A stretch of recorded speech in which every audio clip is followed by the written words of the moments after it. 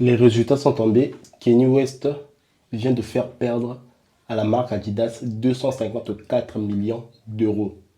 Alors, comme vous savez, la marque Adidas avait décidé de mettre fin à sa collaboration avec Kanye West suite à sa sortie médiatique quand il avait tenu des propos à propos de la communauté juive. La marque Adidas avait décidé de mettre fin à la collaboration avec Kanye West sur la production des Yeezy. Sauf que en mettant fin à cette collaboration, ils n'avaient pas tenu compte des risques économiques qui pouvaient arriver à l'entreprise juste en mettant fin à cette collaboration.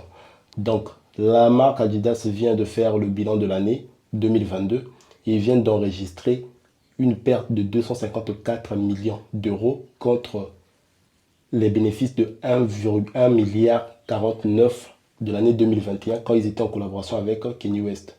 Donc la marque a publié ses résultats et ils estiment que d'ailleurs les pertes de 254 millions d'euros, ça reste des pertes encore vues à la baisse parce que ils avaient encore des productions de Yeezy. C'est-à-dire que quand ils vont écouler tout le stock de Yeezy, cette perte risquera d'être revue à la hausse. Ça sera peut-être aux alentours de 700 millions d'euros selon leurs estimations. Donc actuellement, la marque est en train de vivre une situation économique très difficile depuis la fin de leur collaboration avec Kanye West sur la production des Yeezy.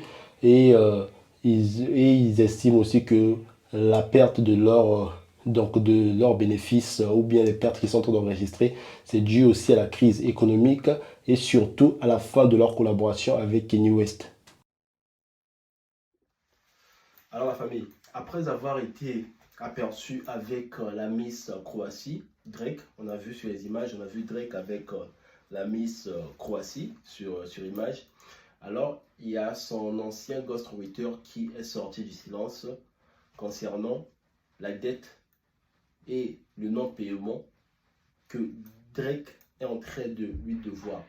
Donc son ancien ghostwriter qui s'appelle Quentin Miller accuse Drake de lui devoir 6 chansons qu'il avait écrites pour Drake.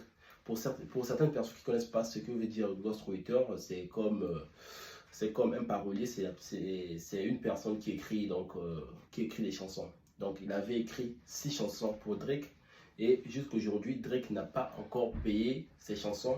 Donc il est en train d'accuser Drake de ne pas vouloir payer ses chansons malgré qu'il a déjà cartonné avec ses chansons, mais il n'a pas cité des titres des chansons qu'il a écrites pour Drake.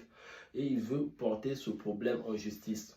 Alors Drake, il préfère faire des paris des millions, souvent qu'il perd pour des matchs, mais pour payer son ghostwriter, vraiment, là, il n'a pas l'argent.